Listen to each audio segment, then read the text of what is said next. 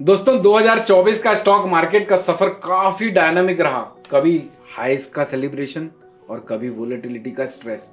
इस साल मार्केट ने हमें सिखाने के लिए काफी कुछ दिया। इलेक्शन की रैली का इम्पैक्ट, फेड रेट हाइक्स और नए सेक्टर्स के ग्रोथ ने मार्केट को नए डायरेक्शन दिए। और इस वीडियो में 2024 को हम पूरी तरह से एनालाइज करेंगे कौन से सेक्टर्स ने शाइन किए, किसने अंडर परफॉर्म किया और किस तरह की वोलेटिलिटी ने हमारे ट्रेडिंग प्लान्स को चैलेंज दिए। साथ ही 2025 के लिए कुछ हाई पोटेंशियल सेक्टर्स जैसे हेल्थ केयर, फूड और क्लोथिंग इंडस्ट्री को एक्सप्लोर करेंगे। तो चलिए शुरू करते हैं एक रियलिस्टिक और क्लियर मार्केट रीकैप। 2024 का सबसे इंपॉर्टेंट इवेंट, इंडियन इलेक्शन। क्या हुआ प्री और पोस्ट रैली में, चलो उसे समझते हैं। सबसे पहले बात करते हैं 2024 के जनरल इलेक्शंस की, जो मार्केट पर काफी मेजर इंपैक्ट डालते थे। इलेक्शन सीजन के दौरान वोलेटिलिटी तो काफी हाई थी, लेकिन मार्केट में ऑप्टिमिज्म काफी दिख रहा था। चलो देखते हैं कैसे। तो दोस्तों सबसे पहले यहां पर बात करते हैं प्री इलेक्शन रैली की, जो 15 मई से 15 मई के बीच में हुई। इलेक्शंस के एंटीसिपेशन में मार्केट वोलेटाइल तो थे ही थे। निफ्टी 50 ने लगभग 4% का ग्रोथ शो किया और इन्वेस्टर्स को स्टेबल गवर्नमेंट की उम्मीद भी थी। अब समझते हैं 23 मई 2024 पोस्ट इलेक्शन रैली में क्या हुआ। रिजल्ट्स के बाद मार्केट में यूरोपिया थी। बीजेपी लेड एनडीए को स्ट्रॉन्ग मैंडेट मिलने के बाद निफ्टी ने 22,000 के साइकोलॉजिकल लेवल को ब्रेक कर दिया और सेंसेक्स 71,500 तक पहुंच गया था। यह मूवमेंट ट्रेडर्स के लिए अनफॉरगेटेबल था। अब समझते हैं कौन से सेक्टर्स को इनसे बेनिफिट मिला। इंफ्रा स्टॉक्स, एलएनटी, एनटीपीसी और अल्ट्राटेक सीमेंट जैसे स्टॉक्स ने पोस्ट इलेक्शन पुश देखा। बैंकिंग स्टॉक्स की अगर बात करें तो एचडीएफसी बैंक, एसबीआई जैसे स्टॉक्स इलेक्शंस क्लियरिटी के बाद बुलिश रहे। एफएमसीजी स्टॉक्स इलेक्शंस के बाद डिमांड रिकवरी हुई, specially food and beverages stocks में। ऑप्शन मार्केट को भी साथ ही समझ लेते हैं। 20 मई 2024 से 25 मई इस वीक में निफ्टी ऑप्शन का ओपन इंटरेस्ट 25% से ज्यादा सर्ज किया था। इससे क्लियर सिग्नल था कि मार्केट को इलेक्शंस के बाद एक बड़ा मूव एक्सपेक्टेड था। एटीएम स्ट्राइक्स ज्यादा एक्टिव थे। 2024 ग्लोबल इवेंट से भरा हुआ रहा। उनके इफेक्ट क्या हुए हमारे इंडियन स्टॉक मार्केट में, उसे भी समझ लेते हैं। ग्लोबल इवेंट्स भी स्टॉक मार्केट का मूड सेट करते हैं। 2024 में काफी सारी मेजर इवेंट्स हुए। Let's dive into them. पहला था रशिया यूक्रेन वॉर। इसके इन्फ्लुएंस से क्रूड ऑयल के प्राइसेस में स्पाइक देखने को मिला और इसका बेनिफिट एनर्जी स्टॉक्स को मिला। दूसरा था trade tension. China US trade issue ने आईटी स्टॉक्स को प्रेशर में डाला। इन्फोसिस और टीसीएस के रिजल्ट्स भी इससे इन्फ्लुएंस हुए थे। 2024 में यूएस फेड की भी बहुत अनसर्टेनिटी थी।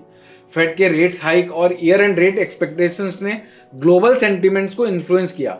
जब रेट कट्स हुए तो मार्केट ने पॉजिटिव रिएक्शंस दिए, लेकिन वोलेटिलिटी गजब की थी।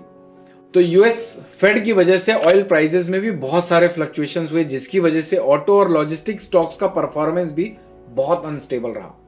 तो अब जानते हैं 2024 में कौन टॉप पर रहा और कौन वाइप आउट हुआ। 2024 में कुछ सेक्टर्स ने बढ़िया परफॉर्मेंस दिए, जबकि कुछ ने मार्केट में डिसअपॉइंटमेंट क्रिएट किए।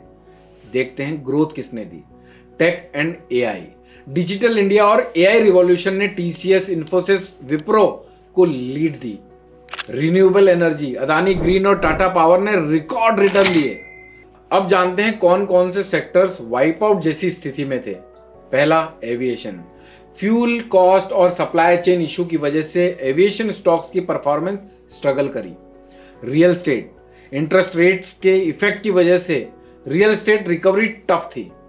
अब देखते हैं रिजिलियंट सेक्टर कौन कौन से रहे। डील्स और स्ट्रॉन्ग फंडामेंटल्स ने इन सेक्टर्स को मार्केट डाउन ट्रेंड के दौरान भी सपोर्ट दिया। 2024 में बजट भी था। क्या काम किया क्या नहीं काम किया उसे समझते हैं। बजट 2024 में गवर्नमेंट ने इंफ्रा और ग्रीन एनर्जी में काफी इन्वेस्टमेंट अनाउंस किए थे। 10 लाख करोड़ का एलोकेशन पीएसयू और इंफ्रा स्टॉक्स को रैली देने में मददगार रहा। एलएनटी, एनटीपीसी और पावर ग्रिड जैसे स्टॉक्स ने स्ट्रॉन्ग परफॉर्मेंस दिए इस अनाउंसमेंट के बाद। 2024 में गजब की वोलेटिलिटी थी। रोलर कोस्टर राइड के बारे में अब चर्चा करेंगे। 2024 में वोलेटिलिटी हाई थी और मार्केट काफी रोलर कोस्टर राइड पर रहा। दो मेजर फेज थे, मार्च से अप्रैल और जुलाई से अगस्त। मार्च से अप्रैल यूएस फेड के रेट हाइक्स के एक्सपेक्टेशन ने मार्केट में सेल ऑफ जनरेट किया और वहीं जुलाई से अगस्त के बीच में मानसून शॉर्टफॉल और इन्फ्लेशन की वजह से एफएमसीजी और एग्री स्टॉक अंडर परफॉर्म कर गए। 2024 में बहुत सारे आईपीओ आए और ये स्टार्टअप के लिए भी रिवॉल्यूशन ईयर था। 2024 में आईपीओ मार्केट में काफी एक्साइटमेंट था। रेजर पे, ओपन एआई इंडिया जैसे स्टार्टअप ने आईपीओ लाकर नए रिकॉर्ड सेट किए। यह डिजिटल रिवॉल्यूशन का एक बड़ा मूवमेंट था और यह साइन करता है कि इंडिया में स्टार्टअप इकोसिस्टम ग्रो कर रहा है। दोस्तों, कुछ की नंबर जो आप लोगों को याद रखने चाहिए। सेंसेक्स ऑल टाइम है 72,500 कब लगाया था? 27 मई 2024 को। निफ्टी ऑल टाइम है 22,000 सेम डेट में। लार्जेस्ट सिंगल डे फॉल मार्च 12, 2024 जब निफ्टी ने 3.5% की गिरावट दिखाई थी। तो दोस्तों, अभी तक हमने समझा कि 2024 में क्या क्या हुआ। अब हम जानते हैं 2025 में कौन से टॉप सेक्टर्स हो सकते हैं जहां पर हम अपनी इन्वेस्टिंग को कंटिन्यू रख सकते हैं। अगर 2024 ने हमें सिखाने को बहुत कुछ दिया है तो 2025 में हम कहां इन्वेस्ट कर सकते हैं।